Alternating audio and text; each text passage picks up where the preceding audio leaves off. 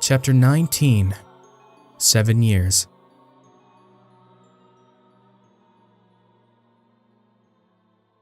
Cold. Why was it so cold? Slowly, Link stirred. He struggled to regain some sense of clarity, as though lost amidst an endless veil of fog. He couldn't move his limbs. They felt odd, sluggish and heavy. What happened? It seemed like an eternity before his brain finally kicked in.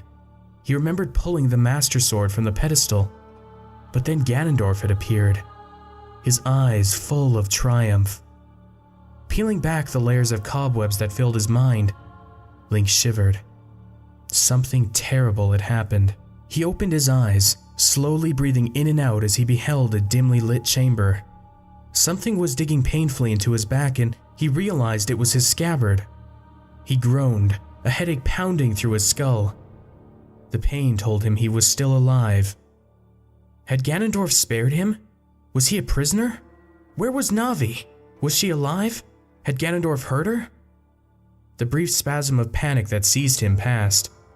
He shook his head, trying to force his brain to work. Why did he feel so sluggish? Forcing himself to stay calm, he looked up at the windows that looked out into a pitch-black sky. Thinking he was still in the Temple of Time, he pushed himself into a sitting position and turned his head towards the archway. Ixt was gone. In its place was a tall, iron-wrought door, complete with ornate carvings depicting medallions. That wasn't there before. Now he wasn't so sure he was still in the Temple of Time. It was either that or he'd taken a particularly bad fall. He surveyed the room again, noting the pedestal was missing and that Navi, who was lying on the far side of the dais, was stirring. To his relief, she seemed unharmed. "Link?" she called, slowly picking herself up off the floor. "Ouch, I haven't felt this stiff in..." Navi caught his gaze. The concern etched on her features melted into confusion, then shock. "Link, what?" she stammered, her voice trembling. Link frowned. "What's wrong?" She pointed at him, her mouth open in shock. "Navi, what is it?" he asked, completely bewildered by her reaction. That was when he first noticed something odd. His voice was deeper. It was as though he had opened his mouth, yet someone else spoke. He grasped his throat, then brought his hands up to his eyes. Thick leather gauntlets covered them down to his forearms. What the? Never in his life had Link felt more unnerved than he did now. As he looked down, he realized that his deeper voice and gauntlets weren't the only changes to his appearance. His limbs were heavier and more muscular than when he'd pulled the Master Sword from its pedestal. The sensation that he was staring at the body of a complete stranger was as surreal as it was terrifying. "No," he thought. "This is not real. It's a dream. I'm imagining it." As his mind reeled with confusion, Link stood up. He was stiff and sore, but his confusion was so great that he barely noticed. "What's happened to me?" Trembling, he brought a hand down to his face, and his fingers brushed across the thin stubble along his chin. Then, he looked down at his torso. He was approximately the height of a Hylian adult. His lean and now muscular build added to the resemblance. No. This isn't possible. I'm a Kokiri." Except, Kokiri were not 5.5 feet tall. He screamed in horror, his cries echoing throughout the chamber. He wanted to wake up. Why couldn't he just wake up from this dream? Even his clothing was different. He still wore a forest green tunic and trousers, but they bore no sign of wear and tear. Underneath the tunic, he was garbed in a shirt of chainmail underneath, the metal rings glinting in the light of a nearby brazier. His Kokiri sword, now belted to the side of his hip, resembled a dagger. Slowly, Link reached up and touched the soft fabric of his green hat, afraid he would find it missing. Link, is that really you?" Navi asked. Those words stung, cutting deep into his heart. His own fairy was not even sure who he was. It's me, Navi, Link replied, keeping his voice even to hide the hurt at her doubt. Who else do you know that wears a floppy green hat like this? His jest was meant to break the awkward confusion that hung between them. It didn't make him feel any better. Navi considered him for an instant, then zipped into the air and almost pelted him in the face. Her eyes drew a line down the scars across his cheek. Feeling a sudden urge to scratch them, he ran a finger down his skin. Sure enough, the lumpy scars stopped just shy of his eye. It is you. But how? Navi struggled to make a coherent sentence, the shock still evident in her eyes. Of course it's me, Link said, even though his deeper voice was telling him otherwise. What is the last thing you remember? Navi was silent for a moment, the shock never wavering from her face. Navi? He implored her, hoping she could explain what was happening. It's hard to remember. Everything went white and then we were here. Ganondorf came too. He was right in front of you. I remember him slapping the Master Sword aside with his blade. Then he knocked you to the ground. I tried to stop him, but then something struck me. Link could not recall any of that. Feeling the weight of the Master Sword pressing against his back, he unslung the sheathed blade and held it in front of him. The sword's scabbard was intricately designed with blue leather, interlaid with bands of gold. As he inspected it, Link could feel no hum of magic from the blade. It seemed just as lifeless and cold as any ordinary sword. He clasped it back on, deciding he'd get no answers by just staring at it. Just then, the door behind him opened. Half expecting Ganondorf, Link spun around, drawing the Master Sword. The man striding into the hall wore long gold and brown robes. His face was wrinkled and haggard with age, while his orange eyes twinkled with life. The moment he saw Link's drawn blade, he halted. It's all right, he said with a calming gesture. I mean you no harm. The man's voice sounded sincere. Deciding he was no immediate threat, Link relaxed and let his blade fall to his side. It is good to see you awake, Hero of Time. I am Rauru. There was a familiarity in the man's voice Link couldn't quite place. Rauru gestured towards the still-drawn Master Sword. I see you have already acquainted yourself with your blade. It suits you. The man's pleasantries did nothing to soothe Link's growing anger. He was certain that this man had something to do with the drastic change in his appearance. What have you done to me? He demanded angrily. Rauru took a few more cautious steps towards the dais. Link's hand twitched. It was only a small gesture, but it was enough to warn the man not to come any closer. Rauru took heed and halted. Something in the set of the man's jaw told Link that things weren't going the way he'd hoped they would. I know this must be confusing for you, Link, Rauru said gently. But you must believe me. Confusing? Link roared, not giving Rauru a chance to finish. He could not recall ever sounding as loud or fierce as he did now. Confusing? Is that all you can say? I'm a Kokiri. We're not supposed to age or grow up. Link desperately wanted to seize the old man by the shoulders and shake him. It took all his will to restrain himself. That sword. Link looked at the blade in his hand. Some of his fury began to melt away as he realized something. Neither he or Navi knew what would happen when he drew the Master Sword. Of all the possible scenarios he conjured in his head, including being killed by the sword, this was not one he'd envisioned. The sword did something to me. Link took a few deep breaths, bidding himself stay calm. Didn't it? Though Raru's silvery mustache twitched, he gave no other indication that Link's anger perturbed him. Instead, he looked sympathetic. What happened, and who are you exactly? Link asked. I am the Guardian of Light, a sage sworn to protect this realm. You once knew me as Kaepora Gaebora. Navi gasped. You're Kaepora? But we thought Kaepora, you were dead. Rauru bowed his head somberly. Kaepora was but a disguise, one that I was quite proud of. After I had flown into the city, I attempted to return to my proper form. Alas, in my haste, I overestimated my strength, and the transformation did not go well.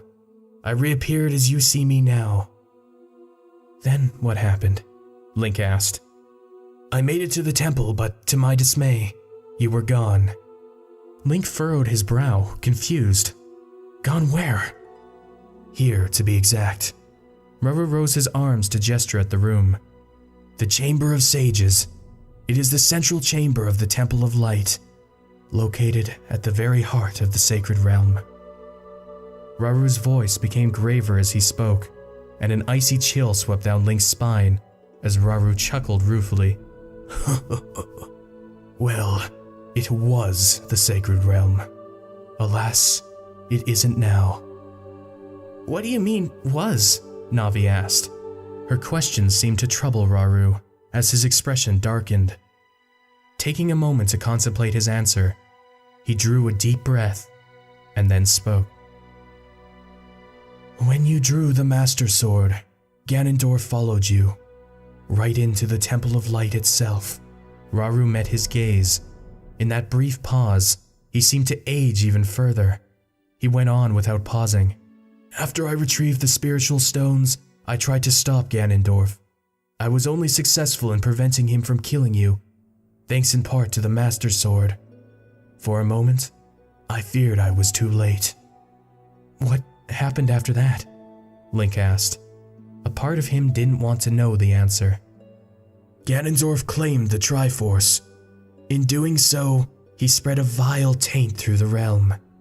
This realm is the source of the flow of magic, and so that taint spread to Hyrule." "Meaning?" Link asked. He didn't like where this was going. Rauru paused, drew another deep breath, and then said softly, "When he returned to Hyrule, Ganondorf conquered it. Hyrule has fallen." Link didn't need Navi's horrified gasp to understand the gravity of what Rauru had just told him. He could scarcely breathe. His limbs were jelly, trembling until they could barely support his weight. "Hyrule has fallen." Those last words were like blades slicing through his heart. Fallen. All because of him. Link wanted nothing more than to lash out at Rauru. If it hadn't been for the memory of Castletown's demise, he might have accused Rauru of lying there and then. Rauru spoke the truth, and Link knew it. It was like standing before the great Deku Tree again, reliving the moment he discovered the Forest Guardian was going to die. Only this was worse. Far worse. He was too numb to cry, and there was no Saria to comfort him. Saria? Was she alive? Or had he failed her and the rest of the Kokiri too? Letting the Master Sword clatter to the ground, he fell to his knees, looking helplessly at his hands. "No, what have I done?" Rauru's face was etched with concern. "Link?" he asked softly. I don't understand," Link blurted out, almost too dazed to form coherent speech. The last thing I remember was picking up the Master Sword and Ganondorf's laughter. Why can't I remember anything after that?" Rauru sighed. "Ganondorf almost killed you. With some help from the spirit in the Master Sword, I was able to banish him from the sacred realm. With the key on the inside," Rauru gestured to the Master Sword, "Ganondorf was unable to return and finish me." "I still don't understand," Link said weakly. "I don't remember any of this." It explained Navi's recollection of events. "I erased your memory so that you would not remember. If you don't believe me, look at your chest." Link looked down beneath his clothing to reveal a long white scar down the left side of his chest. "What did Ganondorf do to me?" With the recent revelation of Hyrule's fate, Link wished Rauru had just left him to die. "What happened afterward?" he asked. "The Master Sword's spirit sealed you here."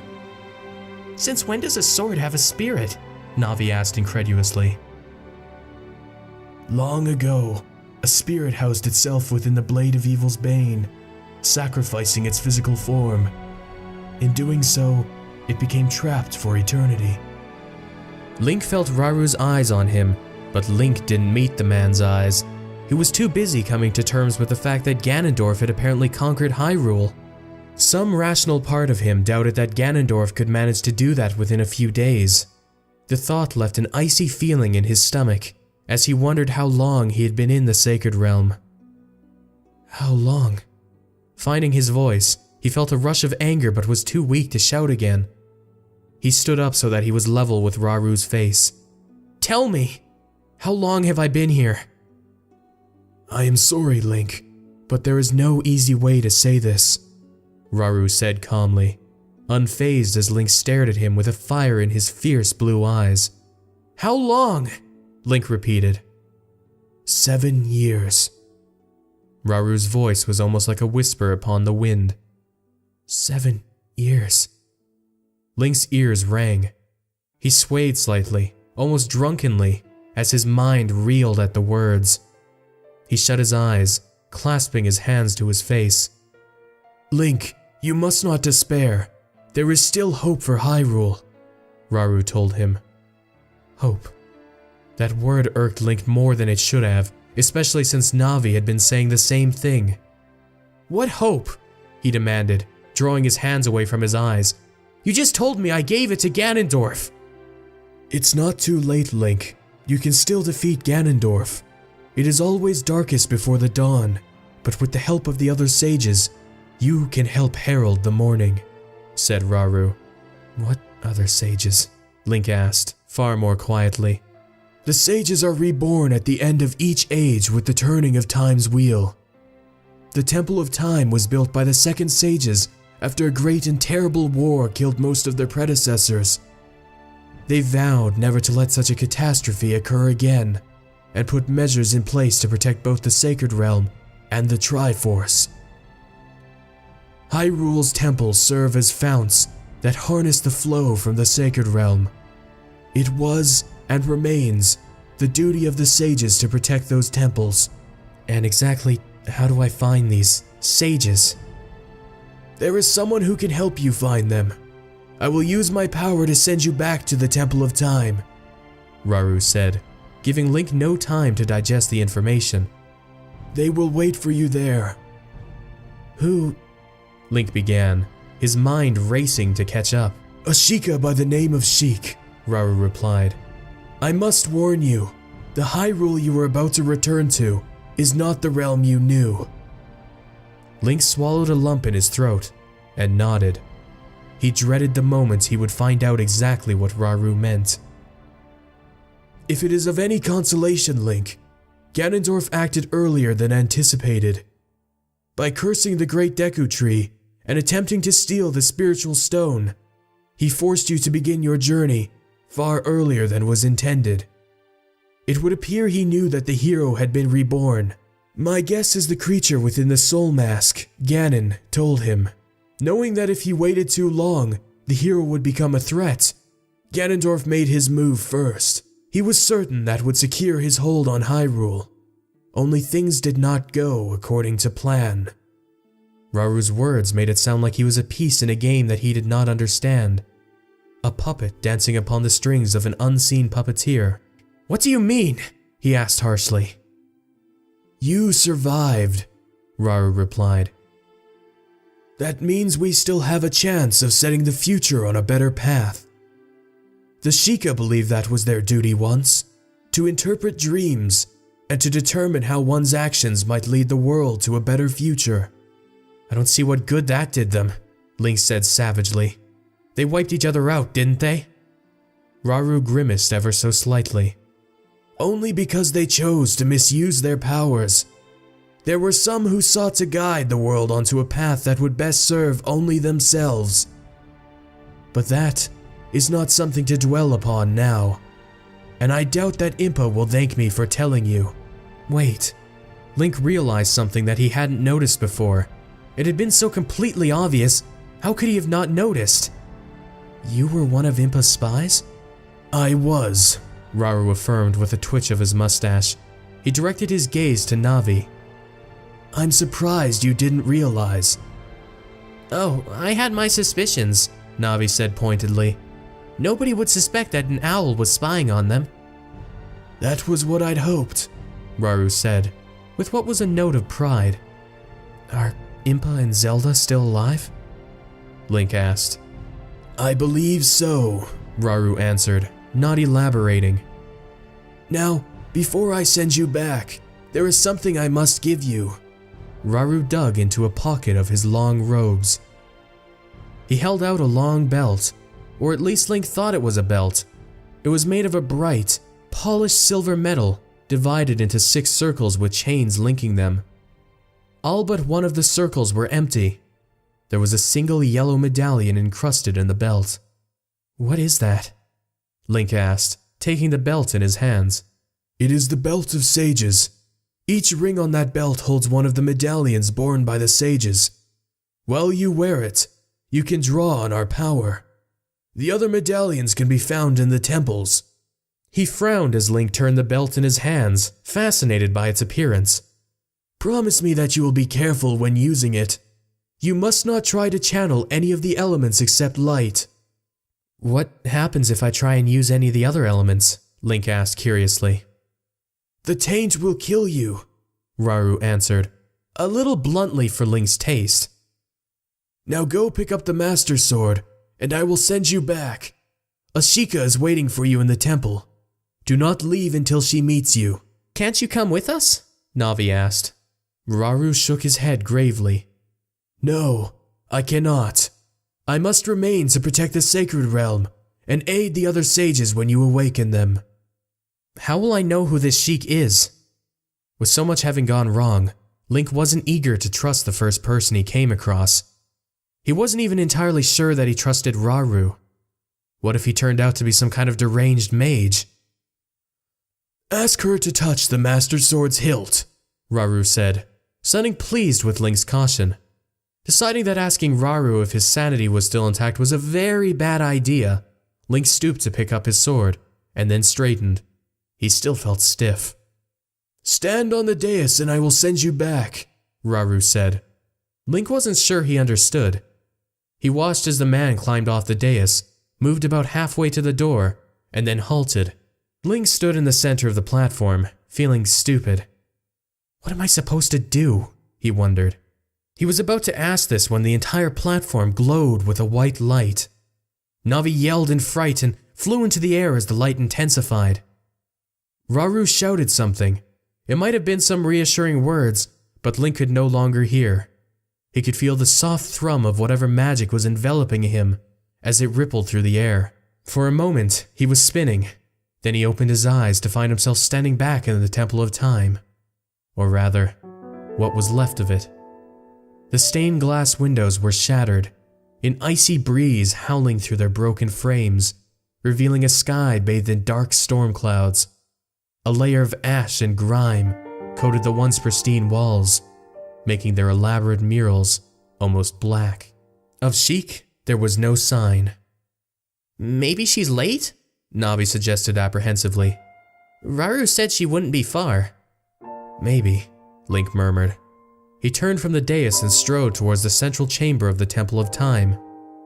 Glass crunched under his boots as he stepped down from the dais and into the main hall. Covered in soot, dust, and glass, it was in no better shape than the inner sanctum. The wooden doors on either side of the archway were gone, replaced by enormous mounds of rubble and stone. What bothered Link most was the silence. Aside from the breeze, his breathing, and the crunch of glass beneath his boots, there was not so much as a whisper of life, in or outside the temple.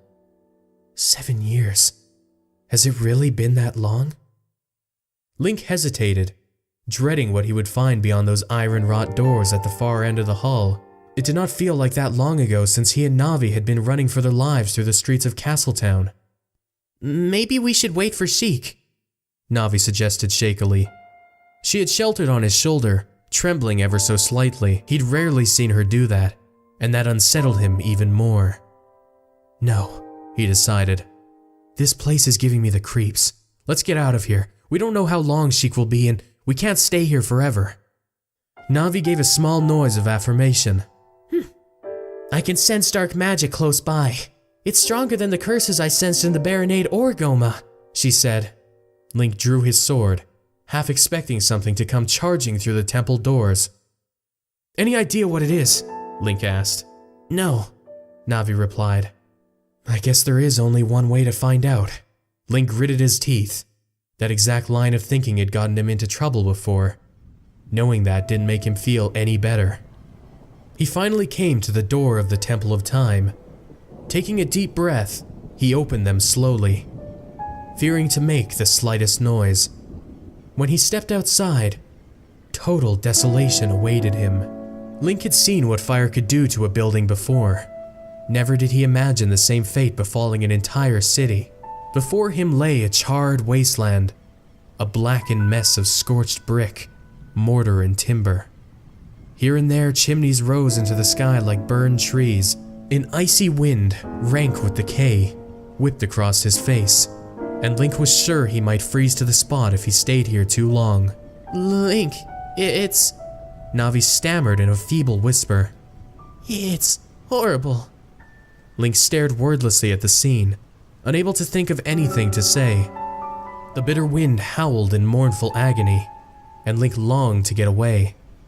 A layer of ash now clung to his boots, turning the brown leather gray. Atop the hill where Hyrule Castle stood, a tall black monolith stretched high into the sky.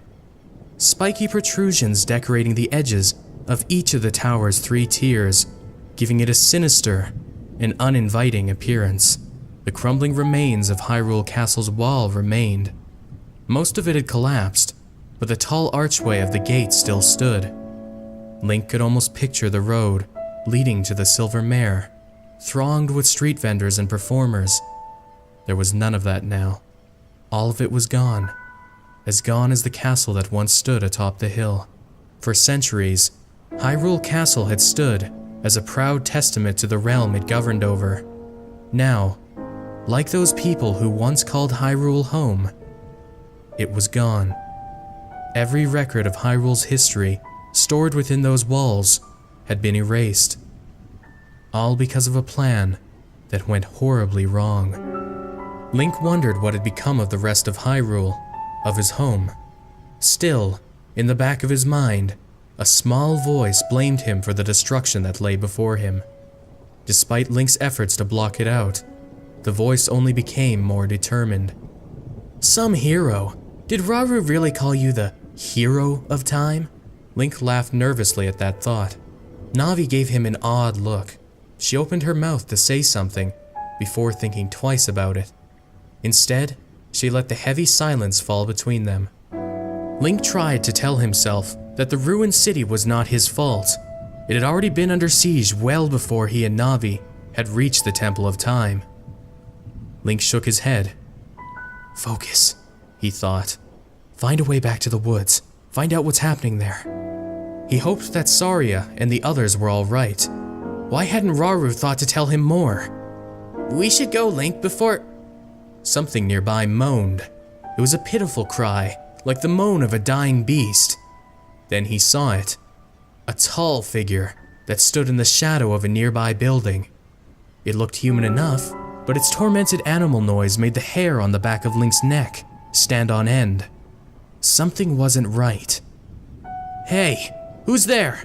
He called out. He stepped down the stone stairs, away from the Temple of Time, not realizing that Navi was not following.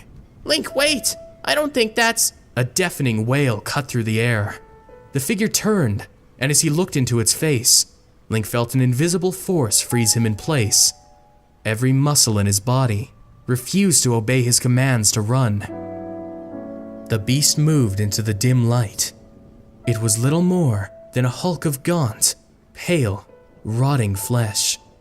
Link stared into the eyeless pits of its skull, wanting more than anything to scream. No sound came out. He couldn't move his jaw. The creature opened its maw, revealing a row of yellowing teeth as it approached. Around him, more figures were stirring from the ground. Another scream cut through the air, followed by a third, and then a fourth.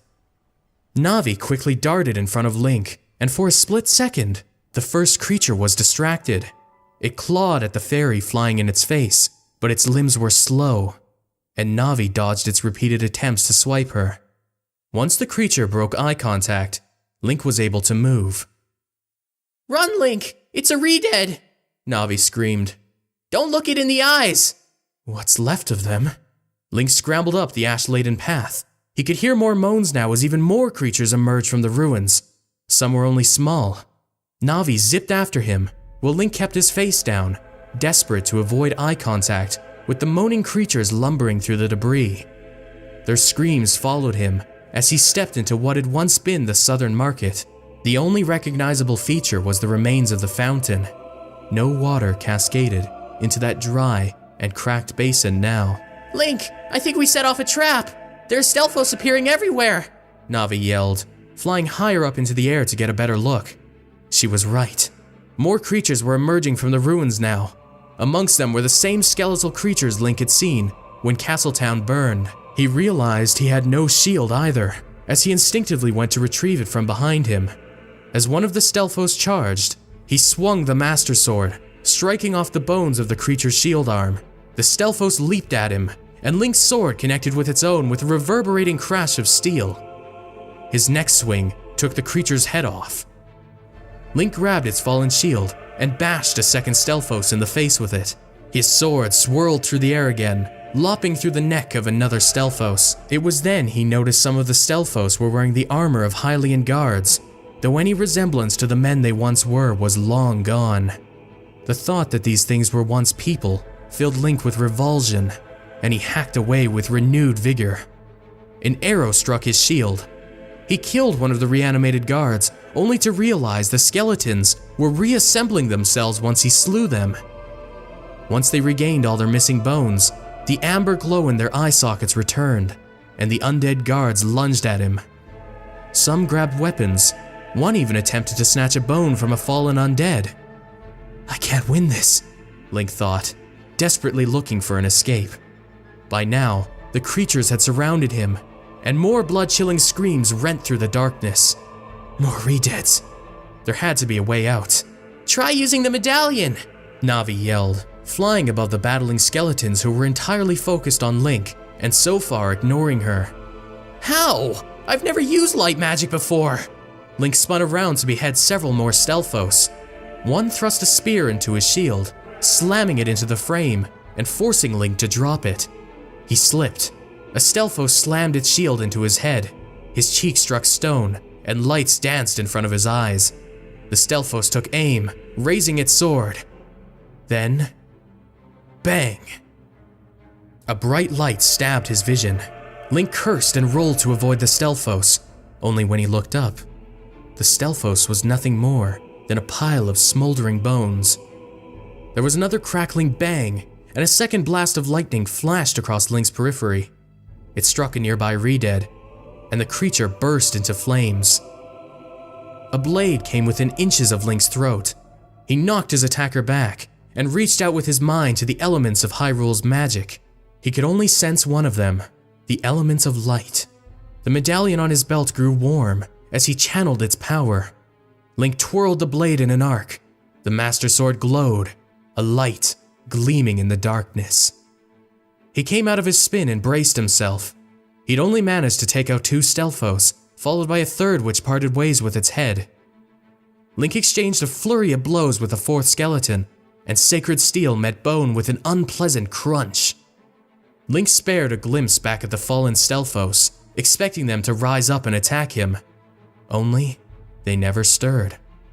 The light magic stopped them from being reanimated. He was tiring quickly, his flourishes becoming clumsy and wide. His limbs had not weakened in his 7-year sleep, but he still could not take on an entire army of Stelphos. I have to run. So he did, running towards the still-standing wall at the southern end of town, striking down any Stelphos that came near him. The re-dead had surrounded the central square, their voices crooning in unison. I'm going to die here. Another plume of light struck through their ranks, and Link spotted a tall figure at the far end of the square. Hero of Time! The woman had her arms raised high, sending blast after blast of light magic crashing into the undead. She was dressed in blue garbs. Link recognized the white sash upon her front with an emblem of a weeping eye, the symbol of the Sheikah. What Link found unusual was the assortment of white bandages the woman wore over her clothing and head. Aside from a tuft of blonde hair, only her eyes peered out from underneath her clothes. Sheik, he thought. Just as she killed the last of the undead surrounding them, she called out, "Run, hero! Towards the bridge! I'll be right behind you!" Not bothering to chastise Sheik for calling him hero, Link looked behind to see not a few Stelphos charging behind him, but an entire sea of the skeletons, some clattering their swords against shields in an ungodly racket. Link, you heard her! Run! Navi yelled, flying over to his side. Another spell crashed into the Stelphos nearest Link, shattering its legs. The rest of the creature crawled along the ground in a pathetic attempt to chase after him. Link turned to deflect another blow, pushing away a sword that went scraping off his shield, barely missing his midriff. He turned to run and yelped when he realized the legless Stelphos had him by the ankle. Its white bony hands clawed into his flesh, leaving bloody rivulets. With a yell of pain and a frantic kick, Link shook it off. He turned and distinctly heard the angry Stelphos yell, "Come back here and I'll bite your legs off!" Sprinting faster than he had ever run in his life, Link bolted towards the archway leading out of town. Suddenly, there was an odd sensation, like somebody had just punched him hard in the arm. Then there was a terrible pain. He could literally feel flesh tearing as he clutched his arm and tried not to stumble. Still running despite the pain, he chanced a look at the bloodied arrow shaft, now sticking into his arm. It hadn't punched all the way through, but blood still ran thickly down the length of his injured limb. He hadn't heard Navi's cry, but Sheik did. She found Link's attacker and sent a bolt of lightning flying in their direction. She missed.